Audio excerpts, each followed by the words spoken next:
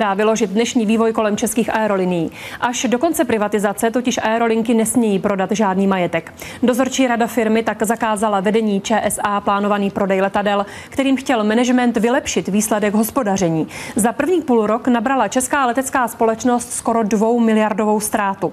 Záchranný plán z pera vedení ČSA projednala dozorčí rada právě dnes a zelenou mu tedy dala jen částečně.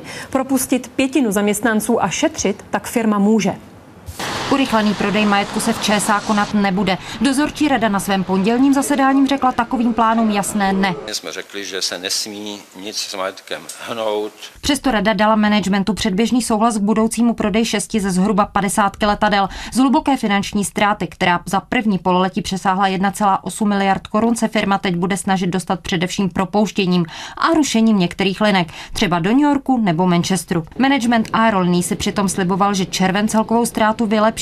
Jenže zisk za červen byl jen 296 milionů korun, tedy o 348 milionů horší, než očekával plán. Na jednání dozorčí rady dorazil zcela nestandardně i ministr financí Eduard Janota a ministr dopravy Gustáv Slámečka. Od politiků se už začínají ozývat i hlasy, které žádají hlavu šéfa aerolinek. Ty výsledky za první pololetí jsou tragické a že pan Lašák se jako krizový manažér neosvědčil.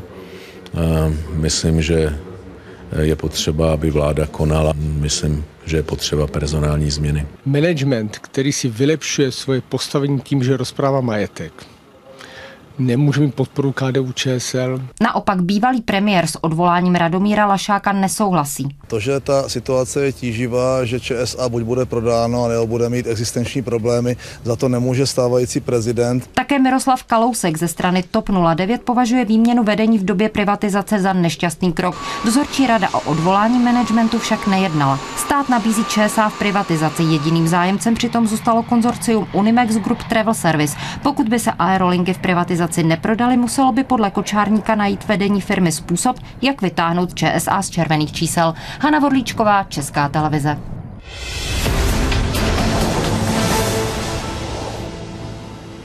Zůstanou české aerolinie viset státu na krku, nebo se s nimi měsíc před privatizací ještě dá něco udělat? Příhodné téma pro krizového manažera Václava Nováka. Dobrý večer. Dobrý večer. Pane Nováku, když se na ČSA podíváte pohledem krizového manažera, je jim rady a pomoci měsíc před privatizací, aby to bylo aspoň malé terno?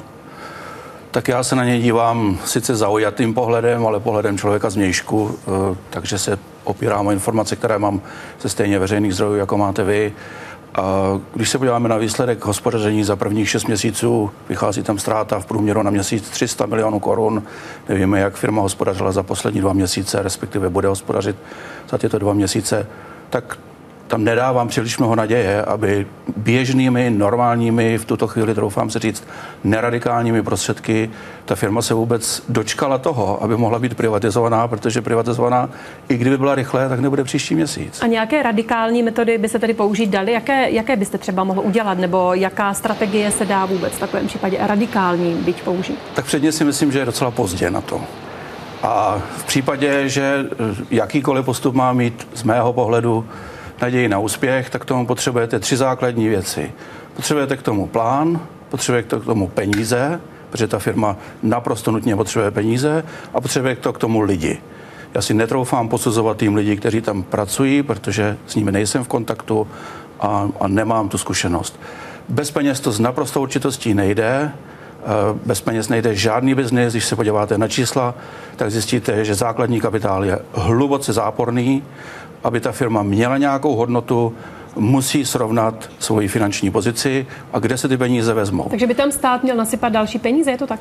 Já nevím, jestli by měl, ale v tuto chvíli to vidím jako v principu jedinou možnou variantu, protože i od prodeje majetku, což svým způsobem chápu, protože nějakým způsobem musí management generovat hotovost.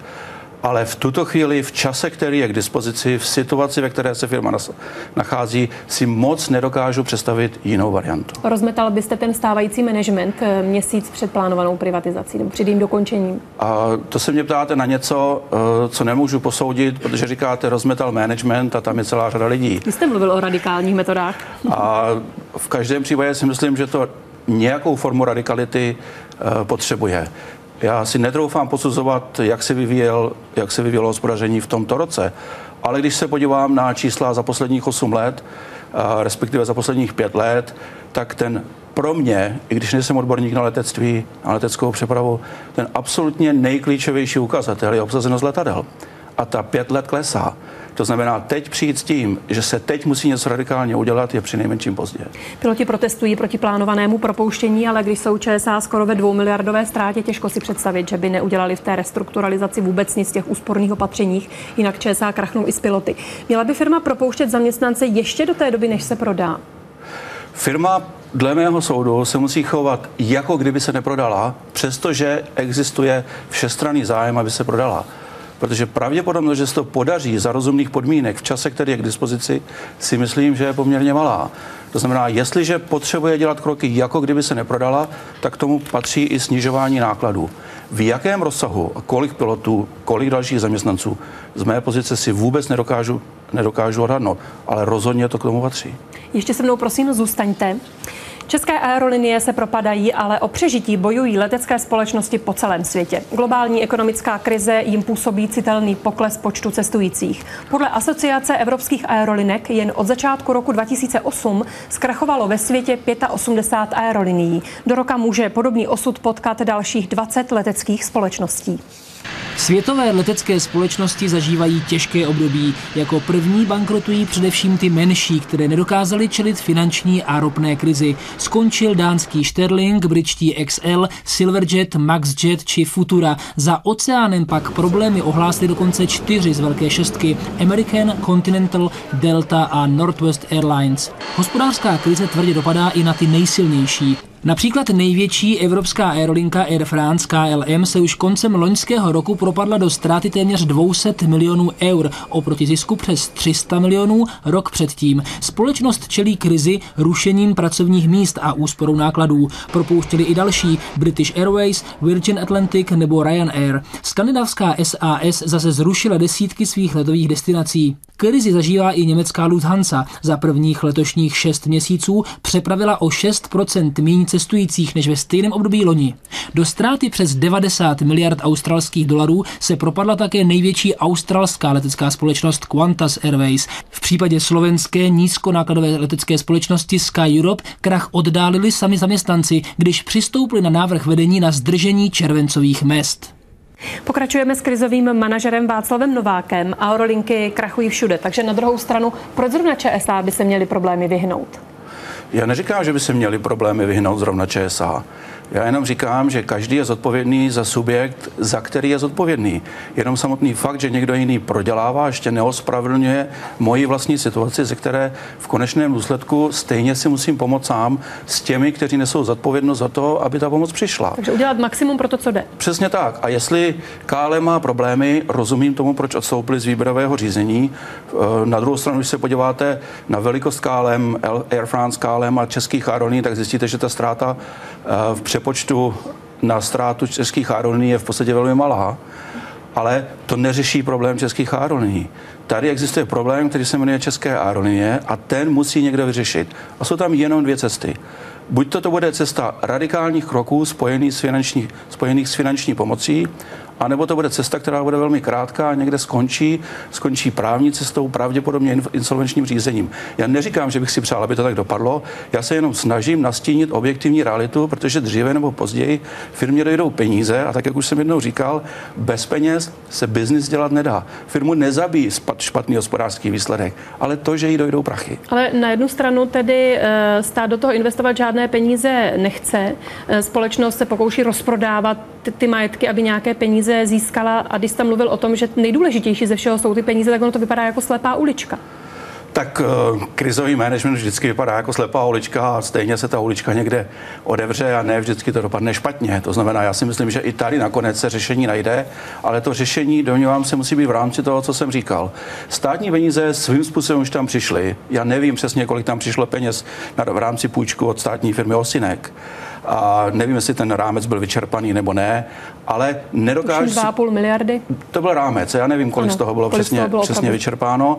V každém případě v současné době vidím téměř nulovou šanci, aby se v dohledné době ty peníze vrátily. Nevím, jak je to regulatorně řízeno, co stát může udělat, to, co stát nemůže udělat v rámci případné pomoci. Ale v každém případě, a jsme zpátky u toho, firma potřebuje peníze a od někud je musí získat. Letecké společnosti si v boji o cestující neskutečně konkurují cenou. Dnes opravdu po Evropě můžete letět za pár korun. Nespadly společnosti vlastně do svých vlastních sítí nakonec tím, že tak strašně podhodnocují tu cenu a nakonec se jim to vrací tak, že nízkorozpočtový Sky Europe nekrachl zatím jen proto, že ho drží červencovými platy vlastní zaměstnanci? To nedokážu posoudit, ale v každém případě letecká přeprava, biznis v letecké přepravě má jednu obrovskou nevýhodu v porovnání třeba s letištěm, které je na stejném místě. Je tam strašně nízká bariéra vstupu. A každý biznis, který má nízkou bariéru vstupu, požaduje poměrně málo základního kapitálu nebo vlastních peněz na to, abyste mohla ten biznis rozjet.